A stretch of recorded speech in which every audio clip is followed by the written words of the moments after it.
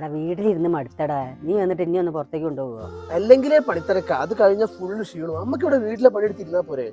ഞാൻ പോട്ടെ.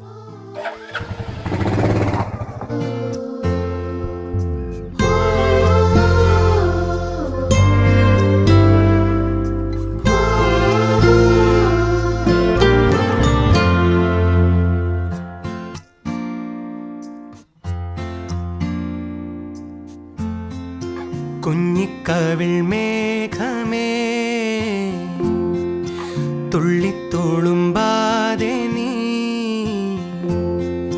പഞ്ഞിച്ചുരുൾ മാ